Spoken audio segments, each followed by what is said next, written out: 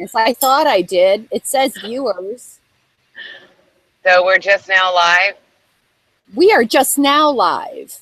Hi guys, even made a boo-boo and didn't hit the live, so now we are just now live and we had a good conversation going. So to kind of catch you up and give you the gist, I like to talk to myself while I ride in the car because I want to talk to someone with some sense. And I'm in the car now, Prius, going to Starbucks to get some coffee. So I said we should probably rename the show to Riding in a Prius with Rhonda to get coffee, because I've done this a few times now. But anyway, we're live. Welcome. Sorry if you thought we were late. We actually started on time. You guys just didn't know it because she didn't hit the live button. I was looking at what we were talking, and I'm like, why aren't there any people here? And then why does it say start broadcast? And where is the live orange button? You would think that I would have this down by now. You would think. I know. How long have we been doing this show? Almost. Oh my gosh, probably almost 2 years now. It's been over a year, at least a year and a half, maybe. Or a little over a year. Yep, it's been about a year. And so actually, we started the show so that we would learn how to do Hangouts. And I've got in fact, I was going to practice doing this Hangout on that new Crowdcast tool that Phil showed me. And unfortunately, I kind of lost my guts. I just couldn't do it. I just got too afraid. Okay, so that's perfect because that actually goes into, we're going to transition, that actually goes into what's kind of on my mind today. I have, a lot of things have been on my mind about, startups and getting started and making big changes. And so because I myself am going through a big change, and so that, that has me thinking about that. And I've had people tell me, I envy you so much. You're just so fearless. And, you just step out there and do things and make these baller moves. And I made a huge baller move just this past month. But it's not that I'm fearless at all. It scares the shit out of me to do any of these things. But the difference is I don't let the fear stop me. Well, and I know that a lot of you entrepreneurs already know that. And I want to talk some startup stuff. And I know a lot of our friends at the show, are way past startup stuff, but that's okay. Because I know as an entrepreneur, and I've been an entrepreneur and been doing my own thing for a while now. I stepped out about 10 years ago to do something different. Even though it wasn't my own thing, I still stepped out about 10 years ago to try something different.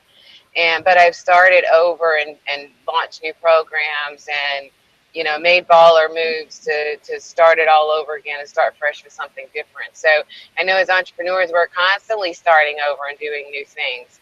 So, and also you guys comment and give your best tip for anyone stepping out and making a baller move or, making a shift. But anyway, so what I want to talk about today is Ivana, and you can help me, is, I've invited some people that I've been having conversations with that, have said, oh, you're so fearless, and I wish I could do this, and I wish I could do that, to watch the show today.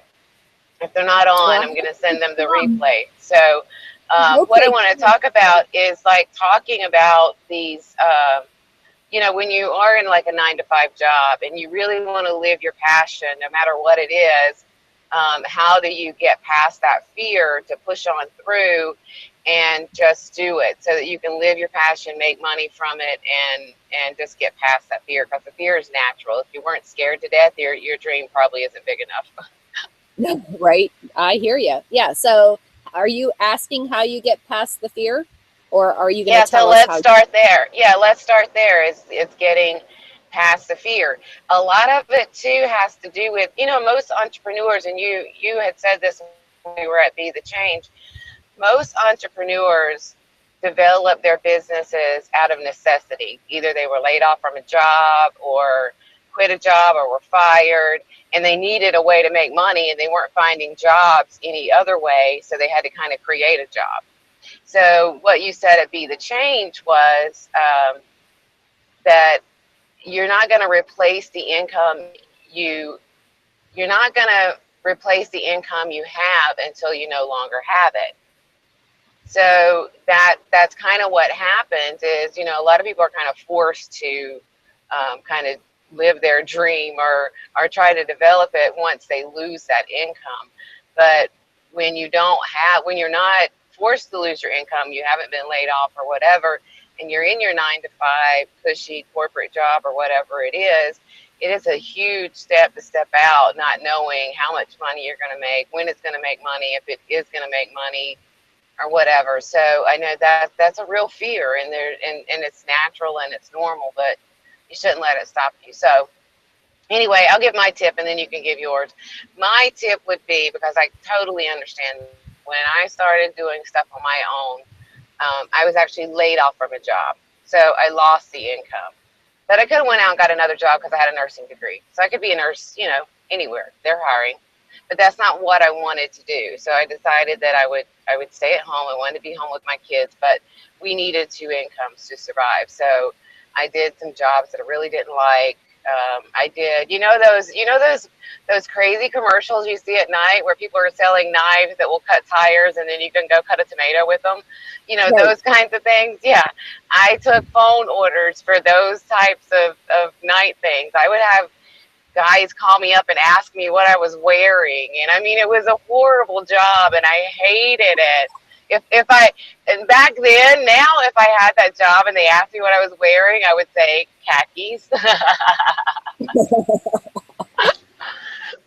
But yeah, I mean, I did some jobs that I really didn't want to do, and it's going to take some sacrifice. So maybe my tip is to, maybe step into another job that you can do that allows you some time to work on what you want to work on, or you sacrifice the time and go ahead and start working on your dream or your passion while you're doing your 9 to 5. And that way you can kind of test the waters and ease yourself into it. Because I know not everybody can just say, oh, I'm going to quit my job and, live on one income, or you may be single or whatever, and you are the income. So, I'm not going to say just, drop it. I was lucky. I had, I'm married, so my husband still had income. Of course, we had to sacrifice a little bit. I made having breakfast for dinner a really cool thing. And my kids thought it was the coolest thing. We were having breakfast for dinner. But honestly, pancakes are cheaper than chicken. So I just found creative ways to cut back so that I could afford to have less money coming in while I was trying to build my business. So because I know you came from the corporate world, so why don't you give your tips for getting started and kind of taking that first move to step out? Well, my experience was a little bit different from yours, slightly different, right? Right. I had actually moved for a job, so I moved to a new city, so I didn't really know anyone, and that's really that becomes a really important element of my story. I didn't really know anyone, and I was in this job for about a year. I knew it was going to end because it was one of these equity company things. And so, I was at a high executive level, you do your job and then the job is over. Let's not even talk about the fact that I was having severe anxiety, and it was just not the right fit for me. And so right. A year after that, and I sort of completed that job. And, but what had happened was, my situation was that I actually didn't have to work. My husband's a total sweetie. It was like, you don't need to do this, just relax, blah, blah. And so I took a few months. Actually, the first thing I did was I started with some networking, and I started attending chamber meetings and, different groups because the key is you have to get into what I like to call networks of conversations. So you have to right. put yourself, so first of all, it was something I enjoyed. I did, do the housewife book club thing, and I learned that was really not something that was good for me. I just didn't enjoy it as much. And I can't see you doing housewife book club. That's funny. Yeah, I mean, I did it because I love to read, right? So right. Anyway, so I started doing these networking things, and I would recommend that, regardless of how long you've lived someplace. I think it's really important to inject yourself into a specific conversation with specific like-minded people, and you got to Yeah. find those people. Now, when I did this, there was no LinkedIn, there was no Facebook, there was none of that. Really, the best way Yeah, to and do you that. have, for people that don't know, there are meetups that you can Yeah, go to, and actually it's called Meetup. So you can go to meetups with people that, say your thing is baking and you want to turn that into your own business. It doesn't have to be, computer related, even though, me and even do computer related stuff. You can take anything you love doing. Let me give you an example of something that just blew my mind. Because when I think businesses, I do think like bakeries or a bookstore or a coffee shop or, doing something virtually online, like, we do, providing a service or whatever. Um, but there was this guy that I met at one of the affiliate summits a couple of years ago, and he had made over $1 million on doing videos on how to do bicycle tricks. That was his passion, was riding these BMX bikes and doing the tricks on them. And so he made these videos and he sold them as like a teaching program where you could learn from home how to do bicycle tricks, and made over $1 million off of this. He made money off of affiliate marketing with it, and then made money off of selling like his own programs and stuff. So I mean, literally, that's why I tell people it's the honest truth. Literally, I don't care what your hobby or your passion is, you can make money off of it. There's a way to make money off of it. right. And right now, people will pay just for your information, just for your knowledge. Right. And just for, putting certain things together. So, I Right. definitely I think what's required though, and it's really astounding to me how many people really have a talent, a skill, or a passion about something. They're just not in the conversation. So it's really important that you find that conversation, whether you do it through meetups, whether you do it through Facebook groups, LinkedIn groups. These days, my goodness, the opportunities truly are endless to get yourself. Okay. Time out. I gotta order my coffee. Okay. Hold on. Hi. Hi. Okay, I want a grande caramel frappuccino with 2 pumps of mocha and a shot of espresso in a personal cup. Okay. Anything else? That'll do it. All right, we'll have each other open the window. All right, thank you. Thank Okay, so now you guys know my frappuccino order. That's a very intimate thing. Look how you said in a personal cup. And I did a rant Yes. the other day. They would not fill my personal cup. Yeah, that, and I'm in the drive-through. That is like They wouldn't do preposterous. They would not do it in That's the drive. ridiculous. I always get my personal cup filled in the drive-through. I just tell them I have a personal cup. When you get your stuff, tell Yes. him. I want you to tell him and what's I'm up. gonna ask him because I'm gonna have to like point the phone over there anyway to pay. So where was it at? In Cleveland? In Cleveland. Hey, my friend is on the phone here, and she said she's in Cleveland, Ohio. She tried to get her personal cup done at the drive-through, and they wouldn't do it. They said they weren't allowed to. Is that a Starbucks policy, or maybe somewhere else? I can't speak for anywhere but this store. Ah, okay. So you just have a sucky store. Find a better store. Yeah. This store is a good store. They're my store, and I love them very much. They are so good to me here. No. Oh, there are A lot of them know me by first name and know my order. They should. Hey, I think I lost your camera. Yeah, you did because I'm paying. So I'm using my Starbucks app. So as soon as he scans me, then I'll come back on the camera for you. Oh, I can't even believe you're still on. I can't believe we didn't get disgusted. Thank you very much. No problem. Good day. You too. Now be safe while you're doing Okay, it. hold on. So I'm coming back to you. See, here's my pretty creation.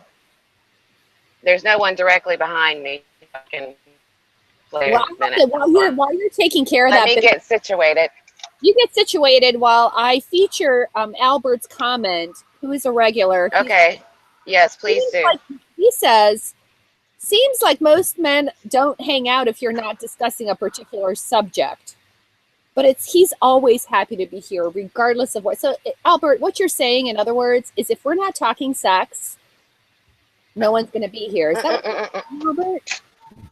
We can talk about being in the sex trade. Hey, I was actually getting ready to talk about some sex, so if I don't know. that's what you're wanting, just stick around because I was going to tell you what I'm making. Are you making money? Yes, well, I told you I'm doing these new things. I'm doing these new adventures, and you guys, a lot of you know that I do the essential oils thing, right? Right. I have found that lavender on. It didn't do a damn thing for me. It just smells nice. Well, you got to keep doing it. You got to keep putting it on your boobs. Consistency, consistency, consistency. They're not going to lie. You're not going to go and have like double D's the next day. It's something that you got to constantly be doing. I've actually had to buy a bigger bra. I kid you not. So anyway, but I do it every single night. I've been doing it. It took about probably a month of doing it every single night to see an increase in my breast size, but it does work. I'm putting it like here. Here. What's it gonna do? Yes. I was thinking it was gonna turn me into it will increase things. I'm telling you, it's the truth. So just do it. So now what I'm doing, this is my next thing, because I'm doing like the oils after dark thing, right? I've yet to see this thing. Right. So I'm doing the oils after dark, and I've been recording some stuff that I haven't put out yet, but I'm getting ready to. So you gotta wait. But anyway, so my new thing that I'm making all these sexual concoctions and stuff. So my new thing that I made was essential oil, edible body oils. Oh. And so I'm using the flavors, a lot of them are edible, like the lemon and the lime and the orange and the cinnamon and the peppermint. Those are all edible flavors. If you're gonna lick essential oil, I have cinnamon, which tastes very nice, and it's a little tingly, and the peppermint's a little tingly too, and then the orange is really good. Where are you putting this? Are you putting it down there? Oh yeah, you can put it anywhere you want to, but I would do like a little skin patch test just to make sure that it's not going to irritate you, because everyone is different in what acts with their body chemistry or whatever. So that's going to be like a disclaimer that I give. But I am making edible essential oil body flavors, so that's going to be so much fun. And I've had my husband actually agree to try the cinnamon down there, because I'm thinking in theory that the cinnamon is supposed to make blood rush to the area. So I'm thinking it could be like a male enhancement, but I need a test subject. So he's putting it on himself, or you're putting it on? He's going to. He just said that I have to kind of be careful with it because he doesn't want a weenie roast.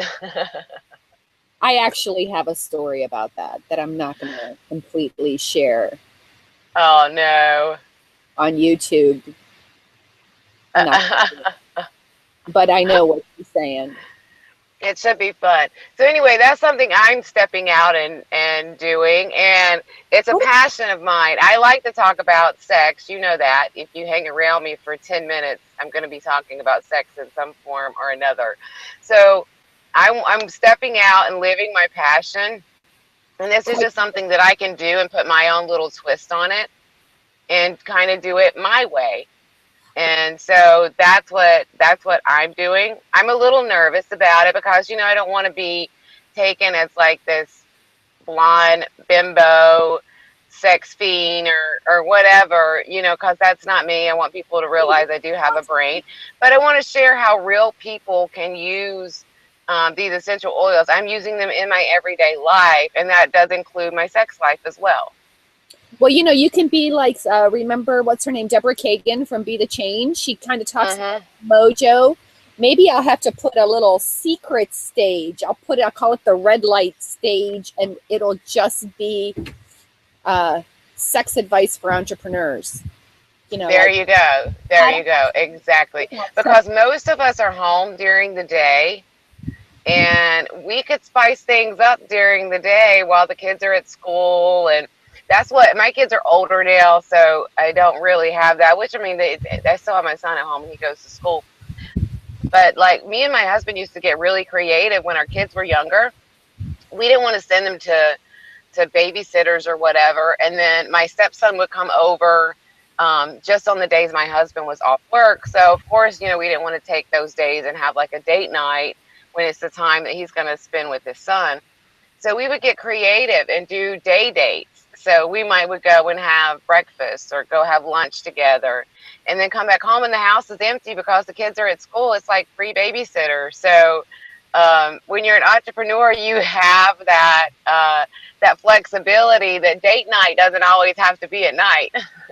Exactly. Now, my husband, like yours, works, and so that we actually had would come up with a day, like once a quarter or something like that. We would come up with this play hooky day, and you know he would. Yeah, well, see, my husband's work schedule's a little different because he works 12-hour shifts. He's off some during the week. So, like, he's working today and tomorrow, but he was off Monday and Tuesday. So it just worked out for us because of the way his work schedule is. He has, you know, at least 2 days of the weekday off each week. Right. So we would use those weekdays and do like a date night, or, you know, maybe if I knew he was going to be off the next day, then I would get a lot of work done at night. And then we would lay in the bed the next day and watch movies or something during the day. Because I just kind of planned my schedule that way and, you know, just caught up some work for the day or whatever, because, you know, with most things, I was pretty flexible where I could do that. So we get creative. Awesome. We get creative too. Okay, so like we complained to Starbucks. We talked about being fearless. We talked about expanding your network of conversations if you're trying something new. And, you know, we've got a couple more minutes to wrap it up. Yeah, so I would say, hey, number one, don't let fear stop you. And because you'll regret it. And I don't. And I know, you know me, it's like flying on an airplane. You know how scared I am to fly. And you kind of got used to that a little bit. I do good at not showing it, but it's still, I will have nightmares the night before I get on a plane. I will not sleep because I'm scared to death. When I'm walking down the little tunnel to get on the plane, in my head, I'm praying, dear God, please don't let me freak out. That's my prayer. I kid you not. Please, God, don't let me freak out. Please, God, don't let me freak out. I don't want to be on the news. I don't want to be strip searched. Please don't let me freak out. So I'm like, but I don't, and I'm telling you, it's a real fear. I'm scared when I get on an airplane. But I fly a lot during the year, most of the time, because I'm traveling to conferences and I'll travel and go see clients and things like that. But I don't let that fear stop me, because I know that I'll regret it. If I love to travel and I love to go to these conferences, and I love to go to new places, and I just don't let the fear stop me. So I'll take a Xanax. It helps. I mean, I just do what it takes to be able to do it and to get on the plane. And it does get easier. I mean, the more I fly, the easier it gets. Usually I'll put in my little headphones and listen to some music when we're taking off. But just don't let the fear stop you. You'll regret it. I have a recommendation for how, I mean, I think that's easier said than done. So there's a couple ways. One of my big fears, actually, and you know this, when I go to these conferences, I go to places where there's lots and lots of people. My biggest fear, I'm actually really shy. So my fear is to walk up to a group of people who are talking and start a conversation. That's really, really difficult for me. And so people say, my goodness, you don't seem shy at all. And what I say is I've literally behaved my way out of it. So, you know, they say if you do the behavior, you'll get the result. So I just behave my way out of it. I'm old enough now to know that no one's going to like point their finger at me and start laughing and be mean or whatever. Like, that's really not going to happen. So, Right. you know, the worst thing that can happen is, you know, that's the other thing. Like, you walk in and they all kind of stop talking and they're like, who are you and why are you here? You know, that's the fear I have. So and the other way I behave my way out of it is I think about, like, if I'm a scaredy cat, and then who I'm being in that conversation is sort of like shy and timid and weak. And Yes. what's required is for me to be powerful and for me to be engaging and fun to be with. And so I just say, well, who are you being? You're going to be powerful and engaging. So what would a powerful, engaging person do? What would they say? It's not like you've never done this before. So You go into the middle of the circle and you just flash them. That's a good conversation starter right there. Funny. I had an experience. It was actually a rather awful experience, and this is my husband's advice. I had this experience. I happened to be at this point in time the only woman at this meeting, and we at a resort, and we were at this meeting, and the CEO just come. I mean, actually they found out he was a psycho. He went on this thing, ranting and raving at me, and I did not know what to do. I froze up. This is a long, stupid story, and I froze up, and I didn't know what to do. I came home, and I was like crying, wee wee. And my husband's like, well, show him your tits, because no man can scream when he's looking at tits.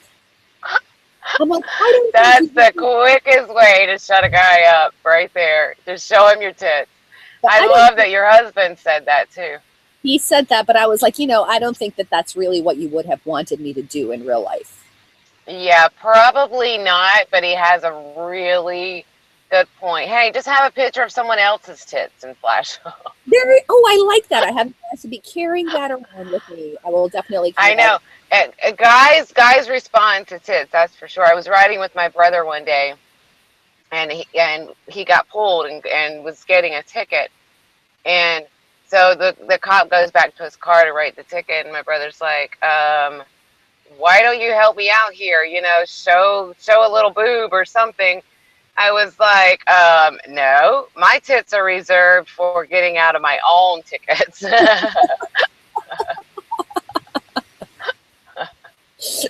Hashtag. I keep my own tears and tits for getting out of my own ticket, because I know most police officers are male, and men cannot handle women crying and seeing tits. That's just the quickest way to change their mind and just turn their thinking completely around, is for a woman to cry or show her tits. Really, so pick one. Tell me you can cry on demand. I can't cry on demand. Oh, I can cry on demand, and I'm already upset because I'm getting the ticket, so it's not really hard to cry. It's kind of real tears, because I'm thinking, oh my God, I got to pay out this money to get out of this ticket.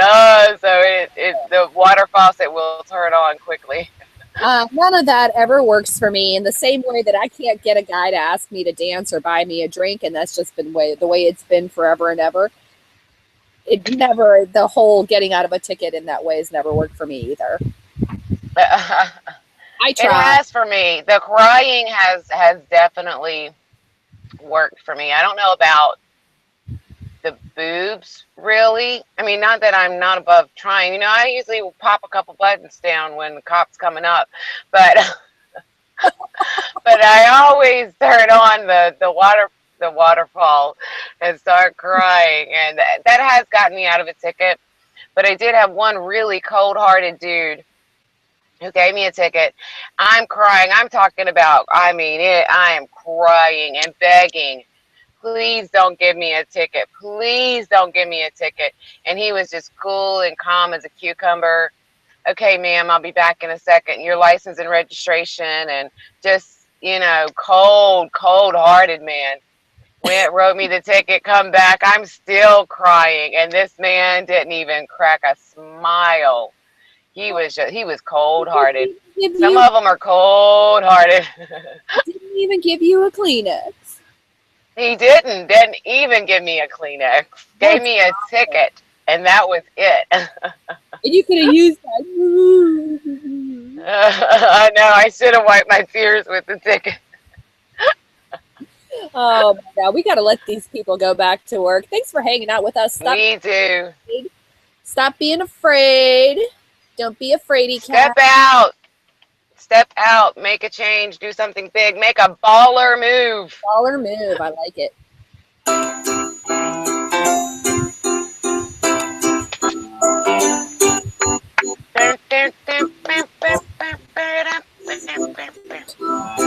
Do you know that when we talk over the intro, it shows our face? Oh, I didn't know that. Oh, we're pissing off the dogs now. I could have done an interview with the dog.